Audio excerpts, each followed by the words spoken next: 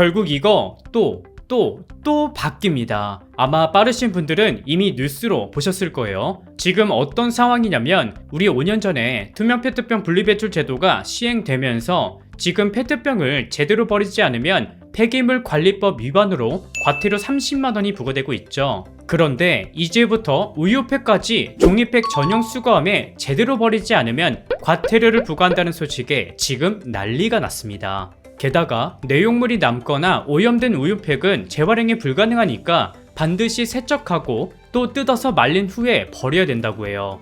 근데 문제는 뭐냐? 사실 저렇게 다 씻고 뜯는 것도 좀 부담되지만 여러분 지금 투명 페트병 어떻게 버리고 계신가요? 제대로 분리배출 하시는 분들이면 아마 이렇게 페트병 일일이 다 세척하고 또 잘 떨어지지도 않는 라벨을 다 떼면서 버리시는 분들 많으실 거예요. 그렇게 버리라고 의무화를 시켰기 때문에 저도 그렇게 버리고 있었어요. 근데 실상은 어떻습니까? 백날 라벨 뜯고 씻어버려도 선별장에서는 이물질이 묻은 일반 플라스틱과 다시 섞이고 있어요. 그리고 지금 보시는 영상처럼 우리가 따로 분리해서 버렸던 투명 페트병이 재활용 수거 차량에 수거해 갈 때 일반 플라스틱과 함께 섞여서 수거하는 영상이 공개돼서 지금 난리가 났는데요. 다 합쳐져요. 페티병 라벨 띄든 안 띄든 비닐이 뭐 플라스틱 일반 그런 게 다 그냥 혼합해서 그냥 같이 가져가는데 그게 의미가 없는 것 같아요. 이게 참 우리가 열심히 분리해서 버렸던 페트병이 결국 선별장에서는 거의 다 섞여서 처리되고 있다는 거예요. 5년이 지난 지금까지도 전용 설비를 갖춘 선별 업체는 전국 303곳 중 42곳으로 14%밖에 안 된다고 합니다. 전혀 발전된 게 없어요. 그러다 보니까 연간 35만 톤의 페트병이 수거되는데 이 중에서 전용 선별장을 거쳐 재활용되는 페트병은 1%도 안 된다고 합니다. 우리는 그 1%를 위해서 전 국민이 노력을 하고 있는 상황이고요. 이거 정말 심각한 문제입니다. 또 이런 말도 나오고 있어요. 투명 페트병 분리배출을 다시 백지화시키는 걸 검토 중이라고 합니다. 왜냐? 요새는 초음파 세척 기술이 발전해서 이제는 혼합 수거된 플라스틱을 분류 또는 재활용하는 기술이 식약처 승인을 받았어요. 그럼 굳이 분리해서 버릴 필요가 없겠죠? 자, 이런 상황에서 갑자기 의무화한다고 전 국민에게 종이팩을 씻고 잘라서 말리고 버리라고 하면 누가 할까요? 아니나 다를까 종이팩을 분리하는 선별기계도 전국에 4대밖에 안 된다고 합니다. 그러니까 투명 페트병과 동일한 절차를 밟고 있는 거예요. 쉽게 말해 제도만 만들어 놓고 그 수고와 노력은 국민들이 다 하면서 결국 선별장이 없다는 이유로 오염된 쓰레기와 다시 섞어서 가지고 가겠죠. 그래서 지금 난리가 났습니다. 실제 댓글에도 다른 어느 나라가 이 지경까지 하냐, 작작해라, 어차피 또 혼합할 거 아니냐, 그만 좀 하자, 지친다, 이런 의견들이 지금 댓글에 계속 올라오고 있습니다. 여러분들의 생각은 어떠신가요? 여기서 제가 질문을 하나 해볼게요.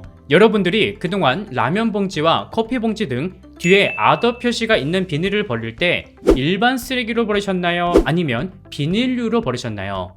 아마 반반이셨을 텐데 그럼 이건 어떠세요?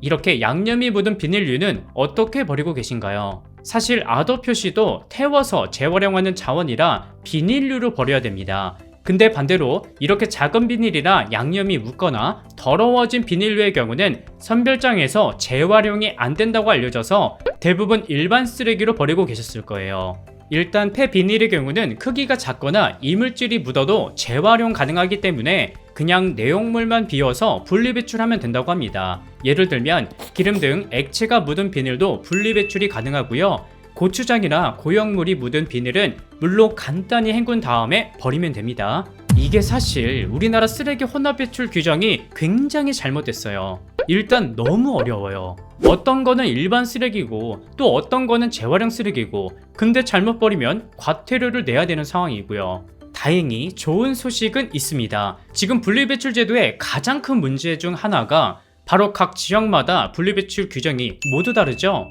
저는 지금까지 고무장갑은 당연히 일반 쓰레기인 줄 알았는데 아닌 지역이 있었습니다. 지금 보시는 사진은 실제 강남구에서 배부한 분리배출 자료인데요. 이 자료를 보면 바로 여기 태워서는 안 되는 쓰레기용 봉투에 배출하라고 적혀 있고 그 아래 바로 고무장갑이 들어있죠. 이렇게 각 지자체마다 쓰레기 배출 규정이 다 다르지만 이거 바뀝니다. 앞으로 지역별로 모두 달랐던 쓰레기 재활용 규정을 모두 통일시킨다는 개정안이 의결됐다고 합니다. 이걸 지금에 와서 했다는 게 참 그렇긴 하지만 앞으로 억울하게 과태료 냈다는 분들이 좀 없어질 것 같아요. 그리고 올해부터 바뀐 게 있어요. 2026년 1월 1일부터 모든 제품 포장재에 재활용 쉬움, 보통, 어려움이라는 등급이 의무화됐는데 혹시 보신 분들 계신가요? 이게 올해 생산되는 제품부터 시작인지 언급은 없지만 먼저 각 제품마다 재활용, 쉬움, 보통, 어려움 이렇게 3개의 등급으로 나눠서 모든 제품에 표기한다고 밝혔습니다. 이 외에도 재활용이 가능한 쓰레기의 경우는 보다 직관적으로 확인할 수 있게 내용물을 비워서 또는 라벨을 떼서 등등 버리는 방법이 한글로 표시되고 있으니까 좀 더 수월하게 분리배출할 수 있다는 점 알아두시면 좋을 것 같습니다. 만약 이 표기를 혼동해서 잘못 버리면 혼납 배출로 인한 과태료도 낼 수 있는데 실제 커뮤니티 게시판에서는 라면 봉지 등을 일반 쓰레기로 버렸더니 재활용 혼납 배출 위반으로 인한 고지서를 받아서 결국 10만원의 과태료를 물었다 등등 비슷한 사례들도 있으니까 주의하셨으면 좋겠습니다. 하지만 여전히 우리나라 분리배출이 대체 누굴 위해서 시행하는 제도인지 말들이 굉장히 많습니다. 아무리 그래도 사전에 선별장이라든지 기본적인 준비는 미리 갖춰야 시민들도 잘 협조해서 따를 텐데 그렇지 못한 현재 상황이 정말 아쉬운 것 같습니다. 그래도 어떻게 합니까? 하라는데 해야죠. 오늘도 저는 열심히 분리배출을 해야 될 것 같습니다. 오늘은 여기까지 준비했고요. 긴 영상 시청해 주셔서 감사합니다.